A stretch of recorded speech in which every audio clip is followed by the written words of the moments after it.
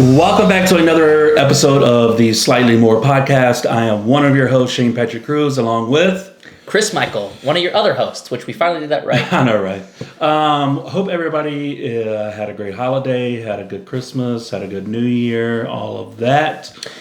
And apologize if there is any echo. We are actually in my kitchen. We're at my house for once. We never do it at my house because day off. Yeah, it's a day off. It's January. Shows are slowing down. I mean, you have to be insane to go out of New Year's Eve, Christmas, all that crazy travel, and then go, all right, what's the next party we're doing? And then start thinking about that. So January's a little bit of a slower time. We've got a few corporate parties that people decided to do it in January instead of December, which is totally cool with me. Yeah. But other than that, we're planning. It's the planning month. Yeah. So the past couple of episodes, we've been talking about the show. So we talked about well,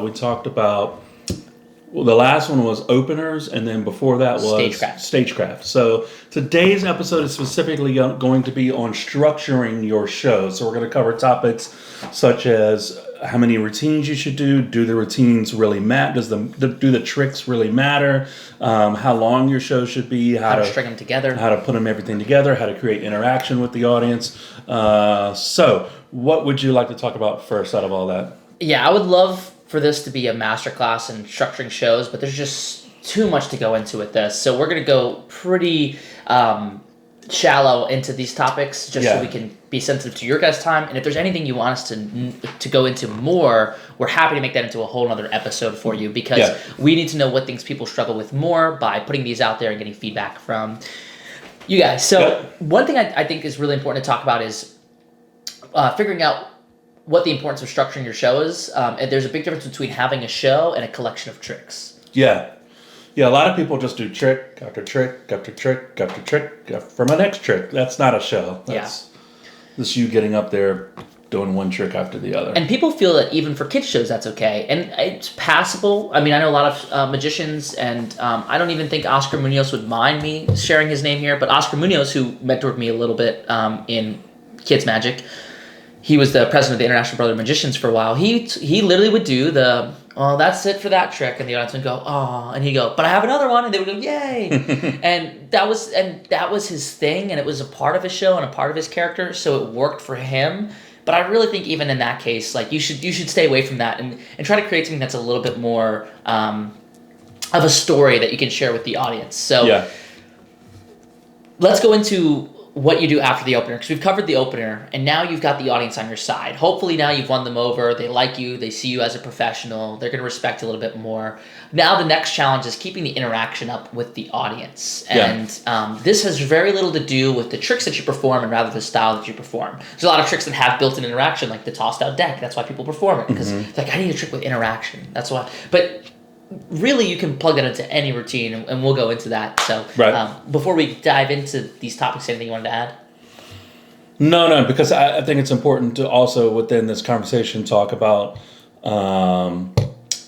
the peaks and having peaks and valleys in your show. We can go into peaks and valleys just in the performance, peaks and valleys in the visuals of your show. This is something that I recently mentioned to Chris about visual peaks and valleys. Meaning some routines you sit, some routines you stand, some happen on the left side, some happen... It just... I'm very front and center standing a lot in my show, and when I get a volunteer up, we then both stand. There's very little where one's sitting, one's standing. Just visually, it's not as interesting. I think I think a good place to start this podcast would be to talk about, it's not necessarily about the tricks, it's more about the show, because the interaction comes with the show, right? And we've hinted at that a few times just in this opening here, talking about getting interaction, visual, being visually interesting in your show. You notice none of this really has to do with the trick you perform. And a lot of amateurs, they'll mistake that for, I saw a magician do this, the gypsy thread, you can sit during that. But you can make any routine fit your needs. You really can, be creative with that. So you mentioned one thing. Okay, so me and my friend Zach Alexander, who we mention all the time, we're curious whether or not people really remembered tricks from a magic show. Yeah. And the conversation actually went to Zach asking a lot of his friends who had been with him past years to magic shows, because Zach sees a lot of magic shows, a lot more than I've seen, and he takes his friends to see them almost every time. So he goes to all his friends who've seen magic shows with him in the past, things like Piff Show, Penn and Teller Show, I mean really any show he's been to, and said, what do you remember from the show? And none of them named a single magic trick. They mentioned the character, or the setting, or the story, or the feel of the show. Like, oh man, I really remembered how Piff was just so funny and pointed at his audience, and he's kind of sassy and he ribbed the audience a lot. Nobody said specifically the one thing that they remembered was a trick. I bet you if you asked them, well, what trick stood out to you? They might be able to vaguely pull one out, but really that's not what sells you. What sells you is you and your style. So just because you perform a really awesome trick that fools everybody and brings the house down, that doesn't mean you're going to be booked everywhere. What's going to make you booked everywhere is having an interesting character and routining your show in a way that keeps that energy and feel of your show continuing. Yeah, I'm still not completely 100% sold on this, because on that people don't remember specific things in the show. Because I've been to shows. Okay, let me preface this by saying I probably remember things because I am a magician, and I'm probably paying more attention to the show than an average, for lack of a better way to describe it, average spectator would watch a magic show. Right. We've had people come up to you. But even then, yeah, I think I guarantee people don't go to a David Copperfield show and go, oh, I remember he had a great personality, it was really funny. I guarantee you they walk away going, he literally flew across the theater. Yeah. Or he cut himself in, or he was right above us, disappeared, and reappeared in Hawaii. Yeah. I agree with that. But also when David Copperfield was first coming out, he was like the sexy, attractive, young face of magic. And that's what people said, is that, oh, he was young and energetic and charming, and that's what made him so popular. I will say this too, and I'm not pointing fingers or even, but a lot of people who are just starting out in their performance career haven't quite figured their character out enough to make that shadow over the tricks. Right. So a lot of time when people are coming up to you and saying that they remember the trick that you performed rather than them remembering the show or you as a person, a lot of time that's because the show itself or the personality behind it wasn't as memorable as the tricks. Yeah. Which in some ways is doing you an injustice, because anybody can perform those tricks, but not everybody can perform your show. Right. I think that before us saying that the trick is not as important does not mean that you should not have your effects down pat. No. You do not go out and do a show. There again, the caveat to that is you can't get good unless you perform more. The more you perform, the better you get. Right? Well, great example. I just got Shane to watch David Williamson's live Penguin lecture. If you haven't seen it, you should watch it. And you very, very rarely will people walk away from that and remember the tricks or the performance. You'll just remember David.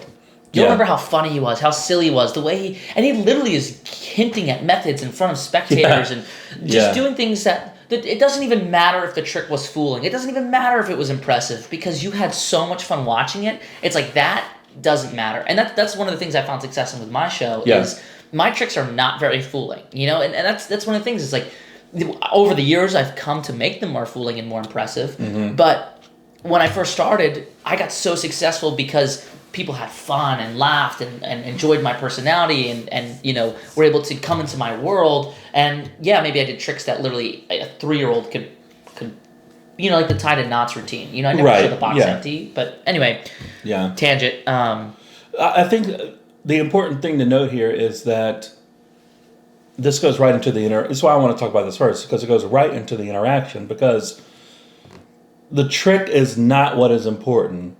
The story created between you and your audience through the context of performing a trick is what is important. So the tricks, you still need to have the effect down. Yeah. But what's still most important is for you creating a relationship with your audience. Right. I think, and then of course that is created through story and through interaction. Right. And it's the same way that when you go to a restaurant, you at the baseline you expect the food will be good. Right. And if the food's not good, then that restaurant's horrible. Yeah. So the restaurants who are really successful have very little focus on the food at this point because they've got that down. They've got it figured out. They know it works. And a lot of times the best restaurants are the simplest meals. Yeah. Just fresh ingredients, and then where they win you over is the feel of the restaurant, the vibe, all that. So kind of the same thing in the show. But one thing I want to point out before we really get into the meat of it is that we're not going to give you a step-by-step. Your second trick needs to be something with cards, and your third trick needs to be something with coins, or do X amount of time on one routine. We're not going to do that. Right. What we're going to tell you is how you can decide those things based on weaving your story and routining together, which that's the real focus of this podcast here. Yeah, because to give you a real world example, Chris's show, the first 20 minutes of the show, there's no magic. Yeah. So it's all just story. It's all creating a connection between him and the audience. Even my show now, I've changed to where I used to do magic right away. And now I spend a few minutes talking to the audience and getting to know them and them knowing me and that sort of thing. And so I think that's important to create that connection first. We mentioned Eric Jones in a recent podcast about how he comes out to the audience and says, "Hey, how you doing? No, really, how are you doing? Like, oh, who are you here with? Why are you guys here? Like, how was your holidays?" Like, it's creating that connection first. Not to say that is the end all be all for how you should open your show and structure your show. It just tends to more often than not be a really good way to go about it. And here's why. People are ready for magic right out the gate, so their guard is up. So any magic you do at that point is far less impressive. Also because you're a service provider of magic. You do magic. So if you walk out and they don't know who you are and you do magic, it doesn't floor them as much as if you come out and, oh, this guy's a real guy. Oh, he's connecting with us. Oh, I have a relationship with him now. Now this relationship I've built is going to bring me magic? What? So I would say your second routine, the second thing you do in your show, I would very strongly suggest that here is where you do some magic. And the longer you wait to get to the magic, the more magic that this routine should have. Now, that's not a rule that everybody needs to follow, but in my experience, I do a version of the Miser's Dream. I used to do Clonk anyway, but now you do the Coke bottle. Oh, that's right. Now that's your first trick. And we could talk about why that is. Okay, no, your second trick is the Miser's Dream. Yeah. The Miser's Dream. And the reason why is because there's so much magic happening in that. Especially my routine. It's not just a noise gag. It's actual visual things with coins appearing in shoes and on the shoulder and out in the audience. So there's a lot of magic happening in a short period of time. And because I took so long to get to the magic, I want to reward the audience for that and then tell them, oh, that's why we waited so long. He really was good at the magic. He just, needed to build to it. Well, let's go ahead and talk about, because it actually kind of goes into structure, and then we can talk about interaction and that sort of thing. So specifically about how to structure your show, because that's kind of the beginning. We were talking about how to structure the opening of the show. Now let's talk about how to structure your actual show. Yeah. So what do you want to mention first on that? Yeah, so right after the opener, really what I just said about having something that does establish your style of magic right out the gate. And remember I said right there, style of magic. Right. Don't do something, this is, later on in the show you can play with some things that are different than your character and skew off a little bit because they know you more and they can recognize, oh, this is a little bit off from what he normally did. Right. If it's the first magic piece they're seeing, that sets the tone for the rest of the magic. Yeah. So set the tone of the magic they'll be seeing in the show right out of the gate. Which is why I was hesitant to do the Vanishing Bottle in the beginning, because it sets the tone as this gag sucker magic show, and I didn't want to do that. Right. We found ways around that now, and in some shows, if I do it a corporate show, I will open with that in my first trick. But there's so much byplay in the beginning of the show that this is advanced stuff, so we're able to break the rules a little bit. Yeah. So once you set the style of magic on that second routine, it's a lot easier for you to move into your third routine here. Mm-hmm. But make sure that it all makes sense. Don't just put your props away silently, grab the next thing, and say, okay, now we're going to try this. A lot of guys do that. And the mentalists, by the way, are known for saying, I want to try something. That's such a... I don't know. Just that was my first few shows. Yeah. It was like, all right, let's try something else. I've got a demonstration I'd like to show you, that sort of thing. Now my new show is very story driven. I love it. So it's, it basically talks about connection. So it's like, it connects me with the audience in the first effect, and then it moves into a connection between me and someone else. that's very daunting in a way. And then it moves into, hey, since we're on the subject of connection, one of the best connections that are out there are couples that have been together for a long time. So there's this natural transition, which we'll talk about shortly, this natural transition from one to the other, right? Yeah, and it doesn't have to seamlessly integrate. And integrating pieces together is so easy. Find what the commonalities are or why you're shifting to that and put that in there. So I don't mind sharing my show connecting pieces. Yeah. So the reason why I spend so long doing magic is because I tell the audience, well, before the show begins, we have to do a mic check. So many shows, the mics don't sound good, and that throws the whole show off. So we need to do a mic check. And then that actually is a routine. It doesn't sound like a routine, but it ends up leading into a beatboxing routine with the audience member. From there, I let them know, hey, well, I know you guys didn't come here to see beatboxing. You wanted to see some magic. And they go, yeah. Here's the thing. If I'm going to do magic, I do have to get warmed up first. Just like playing a sport or playing an instrument, I need somebody out there who doesn't mind helping me come up to get warmed up and do some magic. That's the first routine. Then connecting that routine to the next routine. What is that first routine? That's the miser's dream. Yeah. So getting warmed up for the show. And sometimes now it is the vanishing bottle. Yeah, and so the reason why I start with that one, when I start with it, I say, before I get to any magic, I would love to just pay respect to my grandfather who got me interested in magic by showing you the first trick he ever taught me. Also, and this is something that I the one that mentioned that to you? Yeah. To start. Well, so here's the reasoning behind that, right? Chris's routine is the vanishing bottle. If you a magician that I'm watching, we changed it because of the card routine on the phone. That's why we had to put it first, because I had to do some actual magic to prove I could do magic before I mess with an audience member.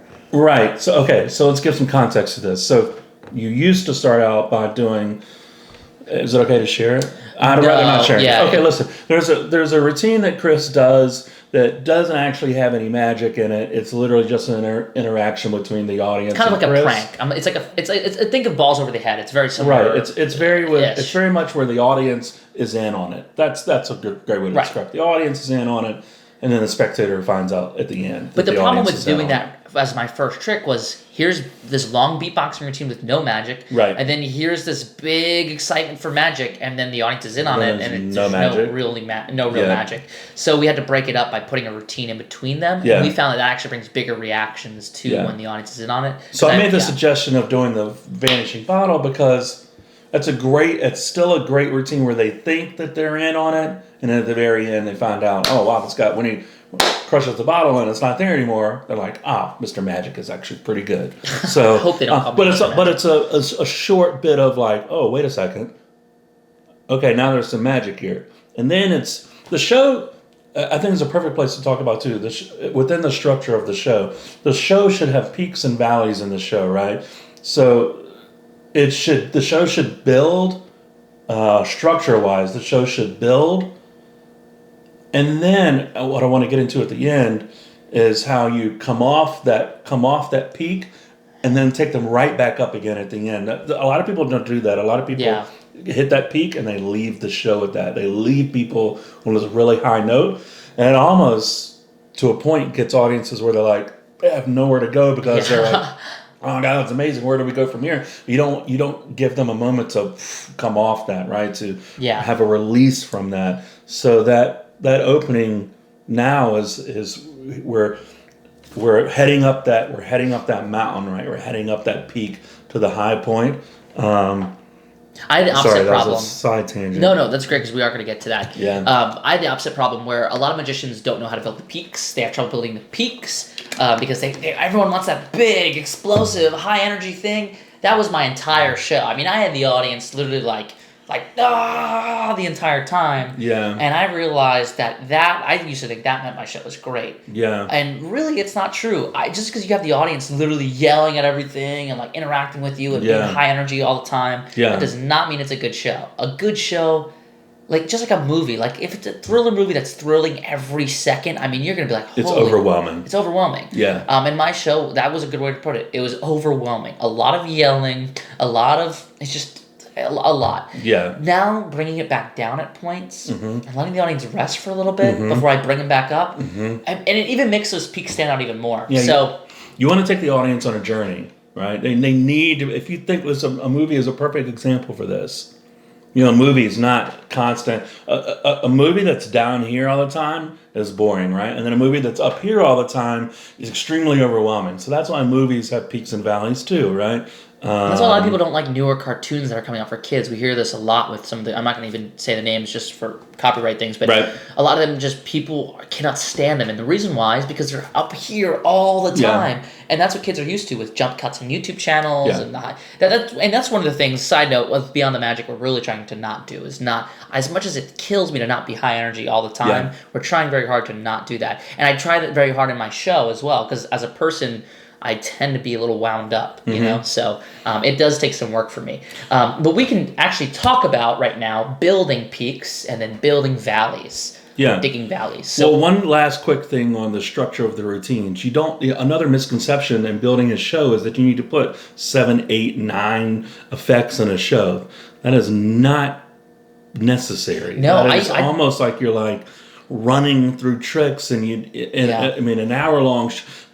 Even 7 effects in an hour-long show is a lot. I think you have about 6 or 7 in yours 45-minute show. In an hour show. In an hour show, and I really only have 5 tricks in my show mostly. Right. And I actually did an entire tour of, at the time it was 84 shows, with 3 tricks. Yeah. I did an entire tour with 3 tricks. I know another big-time magician, he literally does an hour show with 3 tricks. It's creating, his entire show is more about creating the connection between him and the audience and having a great time and cutting up and let's real quick talk about stringing together, just touch on this real quick to sum this up before we go to peaks and valleys. So it was the beatboxing, the warm-up thing, showing the first trick I ever learned.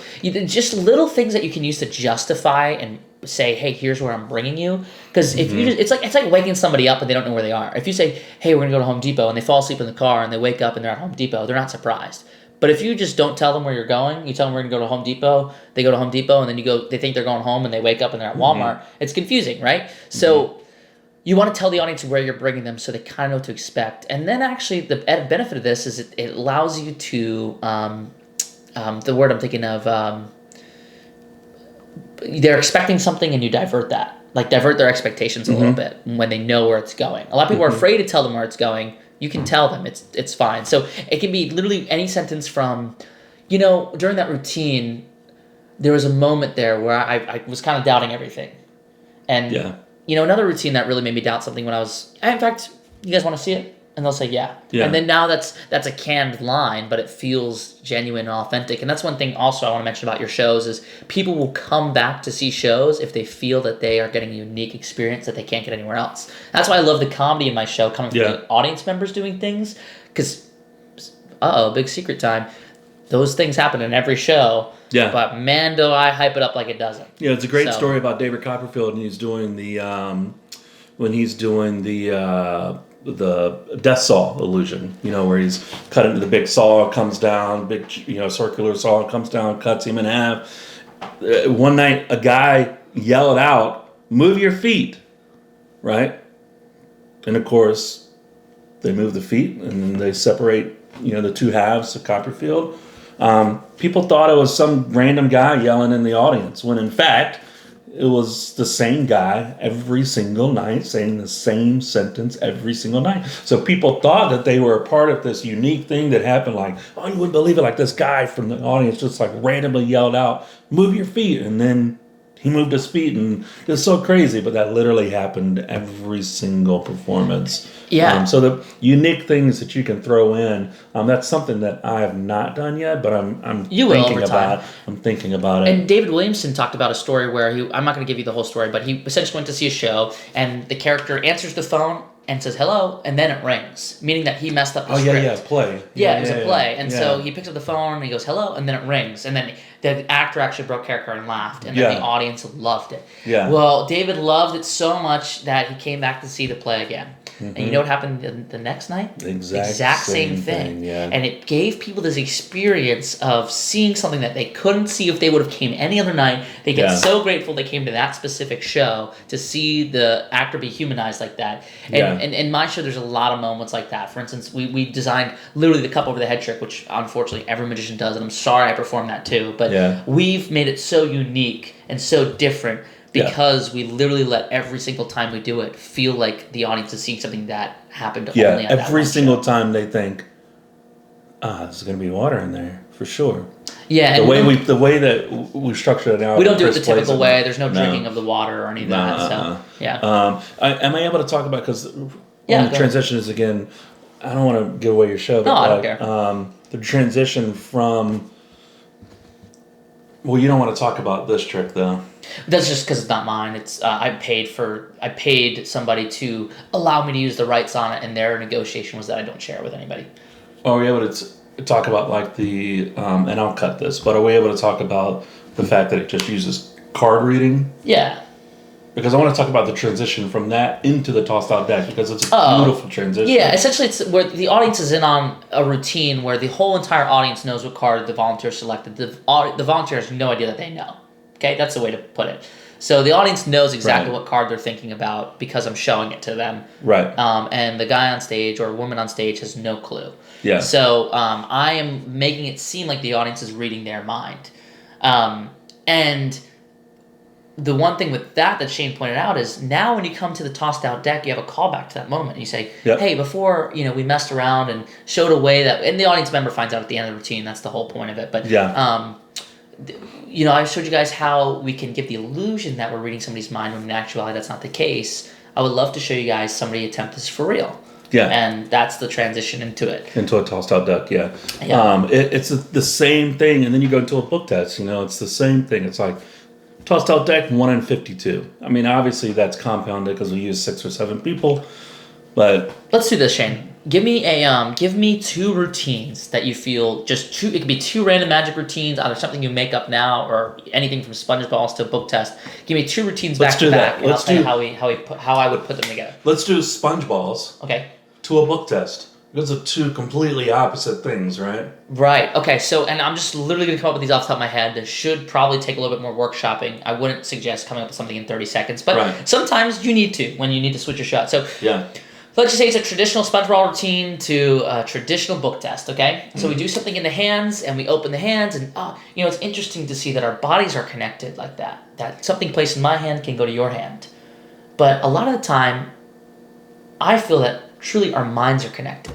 You hang out with somebody that you're married to for too long, and you start thinking the same thing, right? Yeah. So you talk about body being connected, and then but let's see if our minds are now connected. Yeah. Julie, since you were the one who connected with me on the sponge balls, would you take this book for me?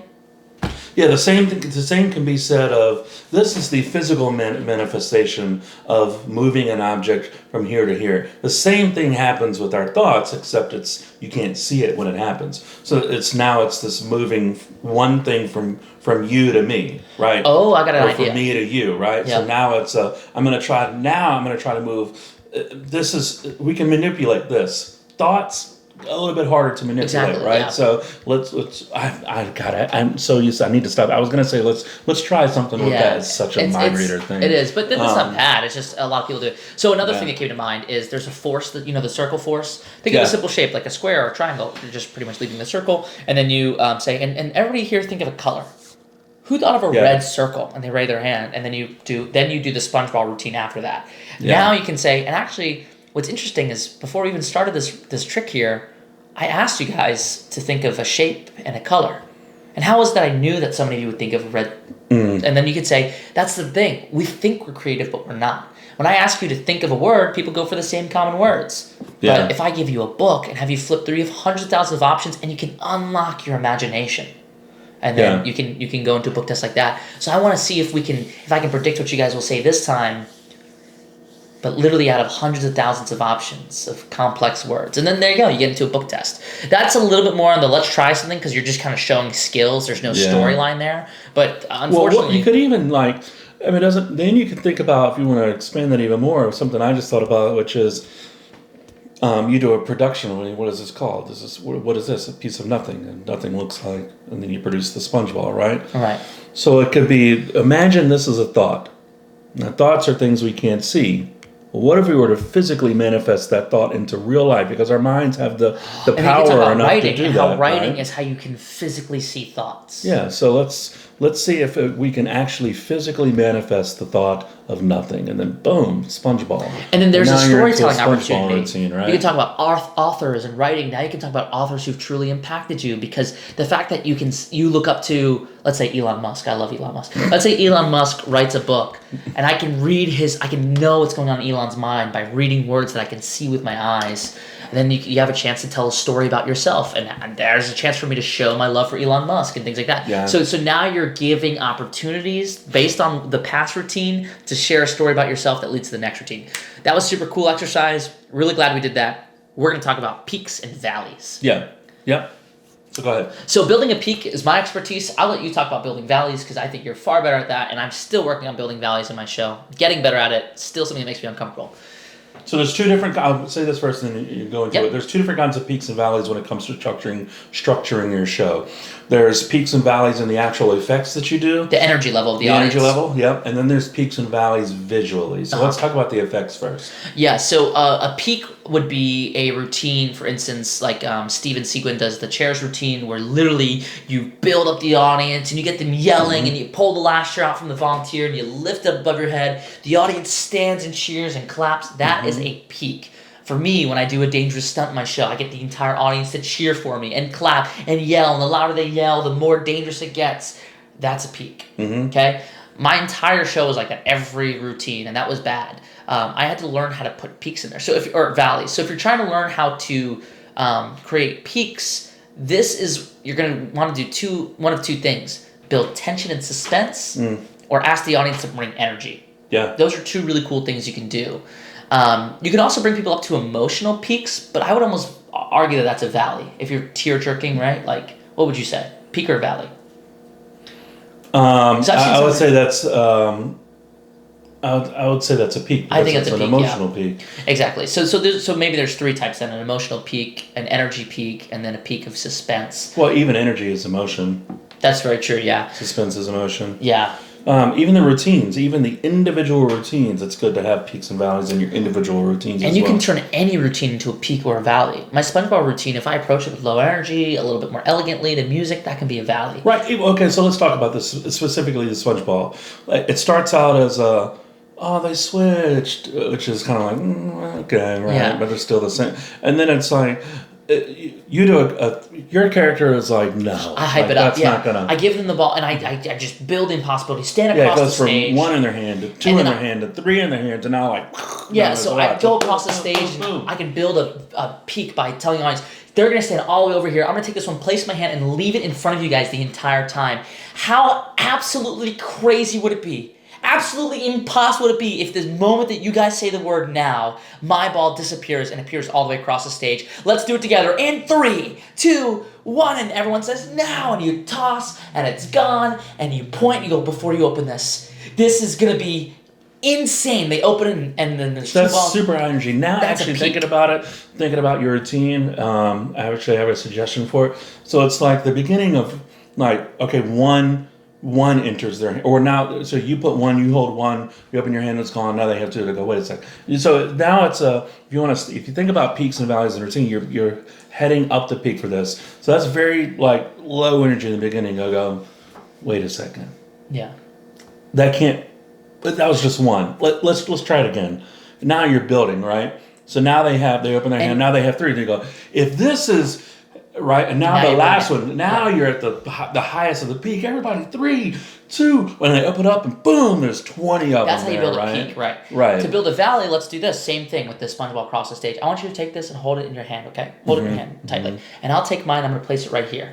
We're going to bring them in close, and don't touch your hands. I need everybody just be silent for a moment, and we'll see what happens. Right. And you open. Now. That's impressive, and that you will get. I mean, you'll peak up a little bit because it's an applause cue, but you're keeping the energy low, and you have to be careful to sustain your valleys, because what I do is I tend to cut myself off a lot and move on too fast and go, no, I'm just kidding, let's do this, and I'm bringing it up all the time unintentionally. Yeah. I really had to learn how to hold and pause in between my sentences, open my hand, and let it sit for a moment. It's something I say all the time. Sit with the magic. Let that magical moment sit for a second. Don't immediately move on to something else, because you kill it for your audience. You have to give your audience time That is also once again a peak and a valley. Now that I think about it, because you peak them at this magical moment. There's 20 sponge balls there, or the X appears on their hand for your double cross people out there. The X appears on their hand. Don't immediately cut them off from that. Let them sit. Now, obviously, if your character is probably, you can either go the extreme route, which is like a David Blaine, which like literally waits 20 minutes for them. I'm going to be upset if Shane doesn't cut this into a clip. Let me say this. This is extremely profound. The moment of magic and the applause cue is only so beautiful because you're giving the audience the ability to express themselves. If you tell the audience how they can react or how they should react, the beauty of the applause cue is gone because you're removing the permission for them to respond however they want to respond. So you, as an entertainer, open your hand and wait, and you're inviting the audience to respond because they're in a theater or show setting or a corporate setting. They are well behaved for your show. They are watching the routine. You need to give so much time that they realize, now it's my moment as the audience member to react how I like. And then the beauty is you're giving them permission to act the way they want, whether that's a gasp, whether that's looking at their friend and nudging them, whether that's taking a picture, whether that's clapping.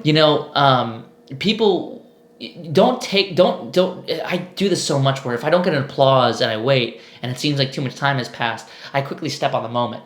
But it does take sometimes an uncomfortable amount of time for the audience to register that it's their time to react. And let them have that, because it's almost rude if you don't let them react the way they want to. A lot of magicians and entertainers are focused on getting the reaction for their purposes. But really, it's for the audience, the reaction. And that's why Luc Germain, what you're telling me in the car, which provides some context, Luc Germain is working on a show where he doesn't want the audience to applaud until the end of the show. Yeah. But, anyway... you do have to wait, and especially when you're making a valley and carving out a valley, something a little bit more low energy, don't step on those moments. You need to let it sit and be processed and thought about a little bit more. Whereas a peak is a little bit more shallow. It doesn't take as much processing power to get across a peak. Yeah. Peak is very groupthink, like it's very building the audience together, whereas a valley tends to take place more on the individual level for people. Right. So maybe another example, the stab routine. You've all seen it, 5 bags, 1 nail. Boom, boom, boom. I do mine blindfolded. Somebody please put a Lego in a bag and use your feet. I shouldn't have given that away. I'm going to do that, but you feel free to do it first. Yeah. I don't care. You can do it first.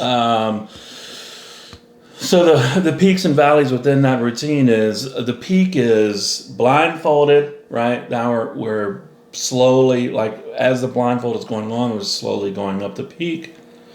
The hand over which one, they say, the spectator behind me says stop. That is a peak. The audience is literally on the edge. Wait, like, no, is he gonna? And then, boom. That is the audience. Jerk reaction for the audience, right? They're like, no way is he gonna keep doing that. I purposely wait a second. And you'll notice the audience leave it there. They're still tense, and then they might go. Yeah, they're like, oh God, okay, that's over now. That bag goes away, and then I immediately, so they're going, wait a second, he's not going to keep doing it, is he? Right? So that's a peak, valley, right? You want to release. But your show, for me, not even just in the individual routines, your show needs to have peaks and valleys. There needs to be some routines that are much higher than others. There needs to be, because some routines, don't worry about each routine being a masterpiece of energy. It's okay for some routines to be quiet, and that's why Minibax went so well, Yeah. Also, I think it's a good transition point right here to talk about the end of the show. Something that I find quite interesting. Darren Brown does this really well. I've done it at a couple of my shows. I don't do it on my current show, but I'm thinking about adding it in because it's so good. Is the show ends, you build. The show is technically over. It seems like it's over. And you go, oh, wait. We almost forgot about this, or we almost forgot the envelope. You're holding on to the envelope. Like, that is, so it's like you hit them at the end of the show, you give them a point to relax, and then you hit them once again. And you bring it back up. And that's a standing ovation trick. Yeah, so it's literally, you get them way up here, the end of the show. Oh, fantastic. And thank you. Oh, wait. So the people are down, and they're like, wait a second, what's going on now? That second time up, so the end of the first end of the show, they come down. Oh, good show. This second end of the show ends up being much higher now because people have relaxed. You have come all the way down because they think, end of show, and then you bring them right back again. Not to say that you need to do that, but I love that ending. Your show doesn't have something like that, but what I find quite interesting is the show builds in forms of effects, builds, and then you end on. That's how my show is. That's how my show is built. It's built to one routine after the other, get more and more energy to the point where at the second to last routine, everyone is cheering, like literally cheering and clapping and yelling, like they're yelling so much so that you even told me I have to tone it down a little bit. Right? Yeah. So anyway. Tone that down a little bit, but anyway, so it builds, and then the last routine it's a floating table. I do a floating table with a unique little twist on it. But anyway, it comes down to just, you go ahead, you wanted to speak on it. Well, yeah, so the interesting thing to me for structure, talking about structure of the entire show, the beginning of the show starts out with connecting with the audience, right? The end of the show, the floating routine, also connects with the audience because you talk about memories and it's a good time to reflect on the relationship you have with the audience. Yeah, reflect on your takeaways from it. Like, compliment the audience and hey, here so far don't be afraid to go back to the bullet points of your show. That's exactly what I was getting ready to say. So you do a call. It's good to call back at points in your show to the beginning or to things that have already happened in the show, and you do that at the end of the show by saying, "I've shown you my first trick I ever learned. I've shown you my most dangerous trick. Now I'm going to show you the trick that got me into magic. I love it more than anything. Thank you all so much for being here. This is my gift to you all." And then you do the floating table. And it's a great way. It's you bring people way up here, then you let people relax, but you don't let go of them. You still create a connection with them, even in the relaxed moment, and it ends on a... So I learned how nice note. Yeah, and I don't, not to step on what Shane said, because that's a great point, and I don't want to overstep that. But one thing I did want to mention about routining a show is I learned how to routine a show from what me and Zach, because Zach used to live near me, and we used to be business partners. Essentially, we would help each other with his shows. I used something called a go-to guy, where the entire show, whenever I needed a callback to something, the callbacks all happen with the same person. Yeah, that's good too. And they get more and more comedic as you go, the more you call back to them. Yeah. I don't do that as much anymore, just to get more audience members involved. I kind of might go back to that. I have something like that as well. Anytime something happens, you go back to the person. Anytime you need a comedic effect, literally it gets so funny sometimes where if you just look at the person, they laugh because they're acknowledging that you're recognizing that this guy is the guy who's stringing the show together. Yeah. And it's so funny. Everything to whenever you're done with a prop, just bring it over to the guy and putting it in his lap, like letting it, just anything like that can help just be callbacks and little things that continue throughout your show. We call those through lines. Yeah. So anything that is continuous throughout the show is a through line. And then bookends, which is what Shane kind of hinted at, bookends is something that goes from the beginning that comes back at the end. And a great way to incorporate that is to get to the end with no bookend, and then you go, wait, sorry, we almost forgot, and then you're bringing in that bookend down and saying, boom, now it's over.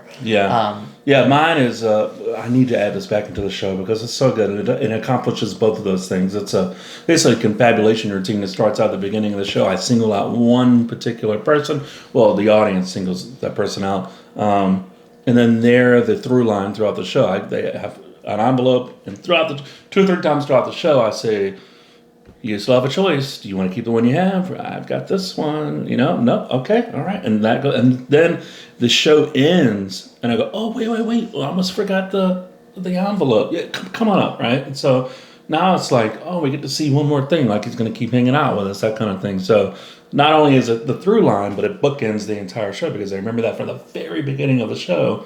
Not just and the confabulation also ties in things that happen throughout the show. One funny idea that I've been playing with in my head is, what if you used one volunteer for every trick, and the joke was that it didn't seem like you were like you literally thank them, you have them go back to their seat, and you're like, all right, for this next trick, I need somebody. Oh, sir, you look great for this. Come on up here, and literally he just sat back down, and he has to come all the way back up. Yeah. Super funny, not really courteous to him. But then you can play on that. By the third time you need a volunteer. I just really need a volunteer. I don't know if Don't. Oh, sorry. Yeah. I don't know if anybody's even interested in here. I don't really use volunteers in my show that often, so I don't know if I don't know if anybody wants to And you just, then you can play on that so much. In fact, that's interesting. And then you can literally bring a chair up on stage for him and have him sit on it throughout the show. So whenever he needs somebody, he just stands up. And you can literally, that's funny. Even solo routines can incorporate him now. He's sitting on the edge of the stage, and whenever you want to cut your rope, you walk over, he snips it, so little things like that. That's actually kind of funny. I would love that. This is born out of the idea of, just a side note, bringing a volunteer on stage at the beginning of the show, like literally bringing up like you need him for a routine, and then you never acknowledge them after that. You just have them. It's not good. It's not good. But Don't do that. This is where this. But then I just thought it'd be so funny to have them sit in the chair, like they're standing there, and then after a while you just look like, you need a chair or something. Like you bring a chair, cool, and then later again, you need a bottle of water, and then later on, all right, just stop breathing so loud, like things like that, and then eventually they do something huge at the end. Was the idea, but. That was not as clean as using the same volunteer for every routine. So little ideas that I don't use that you're welcome to use, but things like that. If you do that, let us know how that works out. It won't work out very well. So I mean, the rest of the audience might get upset, or they might think it's extremely funny. Who knows? Try it with a birthday kid, Yeah, a birthday kid actually might be pretty good. A regular audience might think they're a stooge. No, but that'd be the fun of it. They know they're one of them. Okay, so, right, yeah. Anyway, so in one other thing that we promised, we hit on peaks and valleys. Talk about interaction now. Yeah, and interaction. Creating interaction with the audience. Look at that. We literally were just talking about that, incidentally, with the one guy. Interaction. Go-to guy is a great way. Yep. You're essentially building up a spokesman for the audience. It's kind of what he is. He's a person who singularly. Yep, singularly. Didn't really do school ever. So didn't really do school. Didn't really do it. I went, I got a 4-year degree in not going to school. So no, I did. I got a 4-year degree in psychology. I joke about it so much that literally people think I didn't go to college. Yeah. I really did go to. I am at the house that I moved to when I needed to go to college right now. So anyway, singularly, he represents the audience. Right. And it's really cool, and that's part of the reason why I think you would, it's sort of the opposite feel of. Well, on that, each spectator you bring up represents the audience. They are the audience. The audience reacts through the spectator on stage. Please, for the love of everything, talk to your volunteers. Yeah. Please ask them their name. Before. Yeah, everyone's made it, man. Everyone who's done any shows. Hi, thanks for coming up. Oh crap, what was your name? Oh my gosh. I mean, ask them it's so much fodder for fun and jokes and callbacks, but also even people think you have to be funny with the answers. Even if you do absolutely nothing with the information they give you, it just is nice that you asked. Just bringing them up there. One of the good things I will say about your show is that you're able to do callbacks based on what people randomly said during the routine. All the time. But that's just right, John? You know, buddy. Remember? Right? So you're like, so it's this funny callback. Like somebody says they're a nurse, and later on, something happens medically, and you're just like, hey, you do the stab routine, and you're like, Joan, you got me, right? Yeah, you're good, right? At least we have Joan, right? Nurse, yeah. So people remember that. Go, oh wow, I remember. Not only remember their name, but I remember what they did or where they're from. You can watch where they're from. Yeah. One time I was hanging out and then you can mention some place where somebody was from, and that gets a laugh. Yeah. Anyway, you don't have to be funny or even do callbacks with them. You should just bring a volunteer up, and because they're representing the audience, you're giving the audience they're literally watching you express yourself for an hour. Let them express themselves for 3 minutes, And literally 60 seconds is good. And 60 seconds is a long time, but that's what I've been told by actually somebody who helped me write my show. Mentioned, talk to your audience members for a minute before you do anything with them. Bring them up, their name, where they're from. What other tips do you have on connecting with the audience? Besides remembering their names and asking them about themselves. And magic is an art form that exists without a fourth wall, which is why it's so different than other art forms. Yeah. You need people to. It's a comedy. There needs to not be a fourth wall there. Yeah. Now, like a comedy movie, there is a fourth wall. Anyway. Right. Don't be afraid to talk to the audience and acknowledge them. A lot of people think a routine that doesn't involve the audience, but it does. I mean, you can ask them questions, or even like when I say, you can just ask them if they understand what you're saying. Even that. So, I used to just say, magic is a lot like playing a sport or playing an instrument. If you don't warm up before you play a sport, you're not going to perform very well, or you could injure yourself. Play an instrument without warming up first, it doesn't sound very good. And then I used to just leave it at that and go right into my routine. It was like a monologue. But I say, how many of you ever played a sport before? How many currently play an instrument? And then I just ask the audience members, What happens if you don't warm up before you play a sport and you gesture at somebody? Right. And now I'm building that interaction. I literally, because they already know where I'm going with that. What happens if you, and then you might get a funny answer. I mean, and that's another thing is, don't be afraid to interact with the audience in random moments. That's when you get the best feel for your show. You know? Yeah, you can also get really great lines from your audience. You know, like what happens if you play a sport without warming up first? And they go, you won't get laid. And you're like, oh, that literally has happened to me before. And you're like, I guess that's a pretty good point, you know? Yeah. And then that's a joke that personally I don't use because it's not my style of humor, but I went in my back pocket for the right audience. Yeah. You know? So, and that's how you're going to feel that stuff. So asking questions to the audience, keeping things open-ended, even asking if they can see things sometimes. And one of my favorites that people think is super unprofessional, I asked this in my last theater show, and I actually did need to ask. I said, can you guys hear me okay? And then just everyone went, yeah. And it was this big crowd moment of like, yeah, like I didn't even mean for that to be a really cool moment, but it was just a cool moment for me. Yeah. So. Yeah, I opened my show up by asking, who in here has ever had a moment of intuition or a psychic moment? And so now I get to react with the show. Also, on that point, not only do I ask that question, who in here has ever had a moment of intuition or something psychic happen to them, such as thinking about a friend and then that friend automatically calls. Not only is that creating a conversation between me and the audience and letting me know tidbits about the audience, it also tells me who in the audience would be a good volunteer to bring on stage. So typically someone that has had an intuitive experience before or believes in psychic kind of abilities, they're going to be better for me to bring on stage than someone who is skeptic and very closed off to what I'm going to show them. Yeah, great point. So it's a great way for you to see the people that, you know, a question like that, the people that throw up their hand and immediately throw out a comment, those more than likely are going to be a better spectator than someone who just kind of sits there and just kind of does this number, right? Yeah. So it's a good way to gauge audience members to be potential volunteers. Yeah, and if you don't give the audience an opportunity to express themselves like that, you'll never notice. That's why I'm saying it's good to keep things open. Yeah. One thing I want to mention too is motivational speakers do this a lot. When I was in college, I would go to listen to a lot of motivational speakers because they would come to campus and would attend, and I learned a lot from watching them because they're doing no tricks but keeping me entertained for an hour. And a lot of them would just have you repeat things, and it doesn't feel. A lot of guys worry it's going to feel cheesy, but now when I there's a trick that I do that I'm teaching the audience member, and I say it has 3 steps. Everybody say 3 steps. They say 3 steps. The other thing you do is sneaky. Here you go. Here's where my psychology degree comes in handy.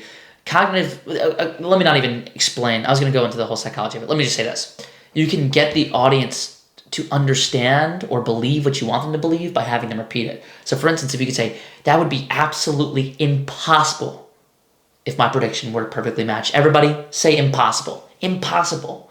Again, I would not believe if this is correct. Judy, and literally because they said the word impossible, now in their brain goes, hey man, you said this would be impossible. Give them a bigger reaction. Yeah, also along the same lines, and this probably could be its own episode too, along the same lines, if someone selects a card from a deck, the deck goes away.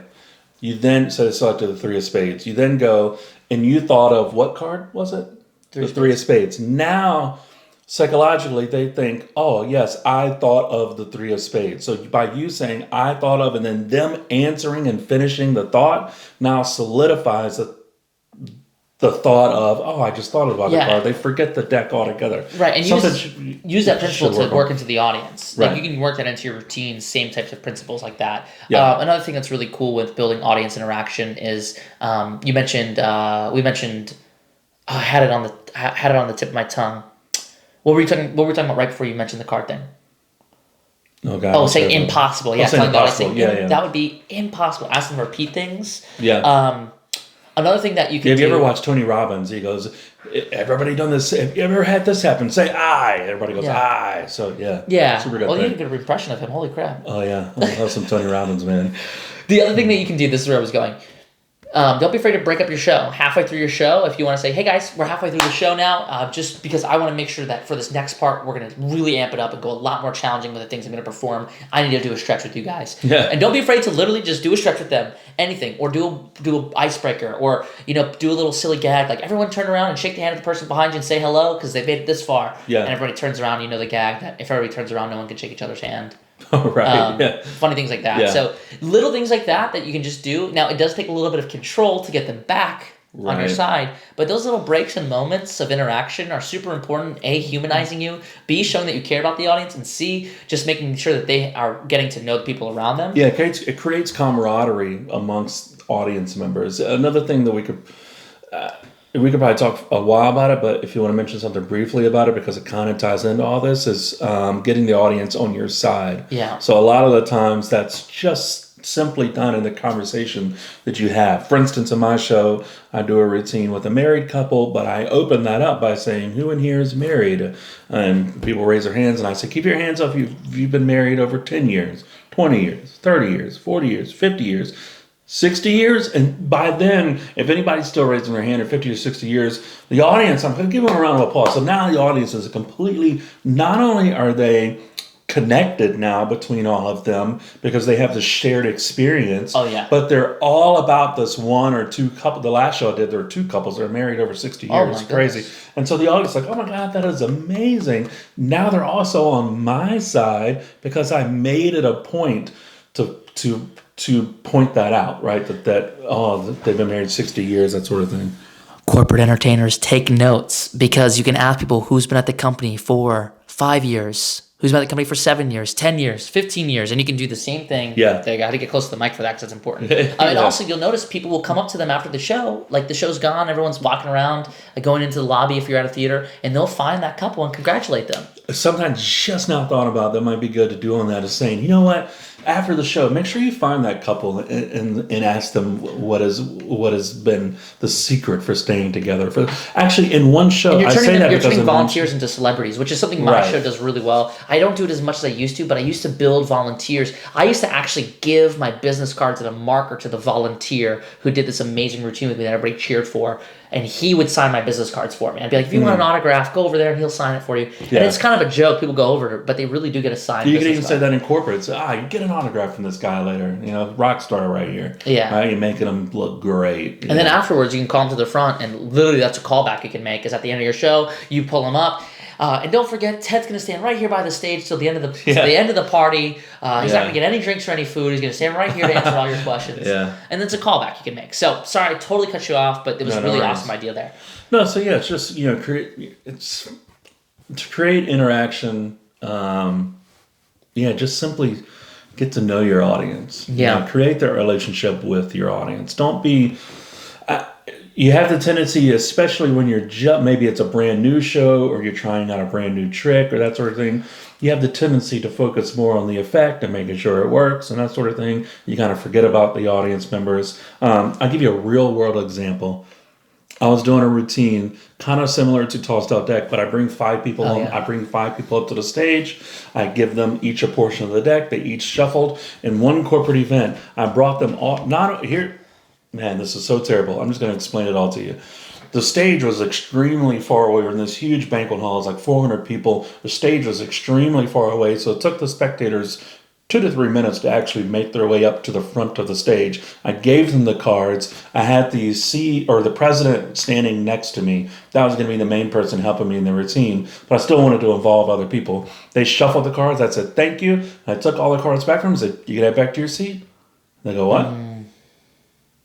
What are we? One guy even said, what do we come up here for then? Never do that. So now I keep them on stage with me. So I just bring 5 people up because they feel like they're just being used at that point. Like, you don't care about them at all. Like, I didn't ask their names. I just said, thank you for, like, they were literally just worker bees at that point. Maybe this is a topic I did not mean to get into, but I want to just say a couple sentences here. And you hear this from rock stars and artists you listen to and painters, and they always say, to their fans, thank you so much, because without you, I literally do not exist. I cannot do this. And sometimes we act like that's something that people who made it have said. That's something that you, no matter what level of magic you are, if you have any sort of success at all, or even if you don't and you're going to, the way you treat your audience is so important, because those are the people who determine your future. Yeah. So keep that in mind. Every single volunteer that you bring on stage has the potential to book you for gigs, or has the potential to spread your word, or has the potential to become a fan. Those are the people who literally at the end of the day have spent time with you and get to know you, and they helped out in your show, is a perfect person to spread your graces. If you don't give them an opportunity to express themselves. They're not going to feel as connected with you so they won't sing your praises as highly. But also, you should be thankful and treat them like it's an honor to be with them, because it's an honor to be with a potential fan all the time. Yeah. So just remember that. Like if psychologically in your head you can't remember to do this stuff, try to remember why they're so important, and that probably will help you do it a little bit more subconsciously, because it's so important that your volunteers can be treated with respect and feel that they're important, because at the end of the day, people who got to be on David Copperfield's stage and do the disappearing trick or whatever, those are the people who usually are the biggest fans of David Copperfield. So I literally end my show now by saying thank you all for taking this journey with me and being part of my story. Without you, there would be no story. So that's awesome. It's a great way to bring people in and give acknowledgement back to them. And same thing with my floating table. It's exactly what I do. I thank them and acknowledge them, and I acknowledge the journey that we went on, and said, "Hey guys, I really had an awesome time. This is such a great room." I give a little speech about how not only for my show they can have a good time, but for the rest of the party they can really enjoy themselves. Give them some tips on that. Yeah. And then I say, "Hey, thank you for you guys. I'm gonna show you something really special to me." That's my show. Yeah.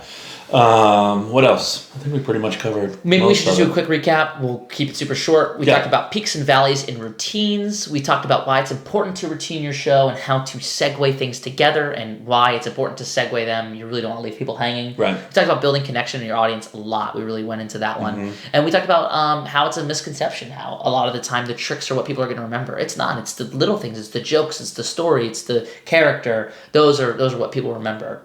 And we didn't really go into visually ups and downs, peaks and valleys. I think that's something that I'm not even qualified to speak on, because I'm just learning about now. Real quick on that, just to end that out.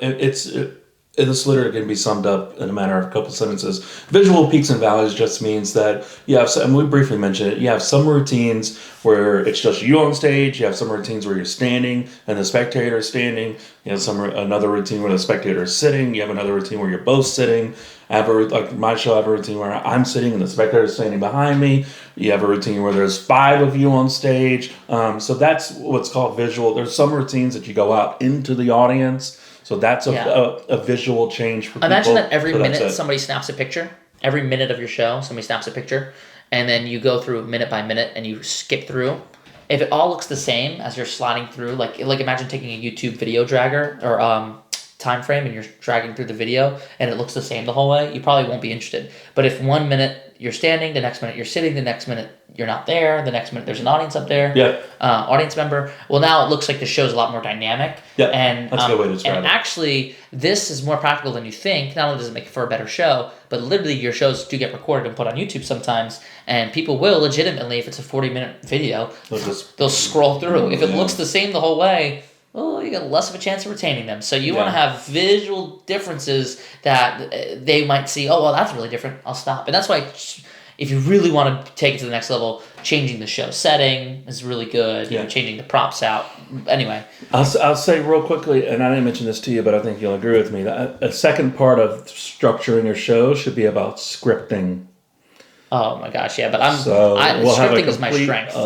Another episode, because something else that I want to get into is about we were talking about once again those peaks and valleys of sound peaks and valleys. So getting really excited, moments of silence I think are super important. Music ups and downs. Music is ups and downs. Yeah, whether you should use music or not throughout the show, does it enhance, does it not, and just the script of the entire show, both what you say and how you say it. Right. So I think that could be a part 2 for structuring the show. And just to give you guys some excitement on that, scripting my show is what magicians from literally around the world contact me to do. Like that scripting is my biggest strength as a performer, and not only just in performance, but in sales as well. That's why I've seen my success, working with TV shows and stuff, is because literally scripting for me is such a strong thing. That's my strength. So anything else?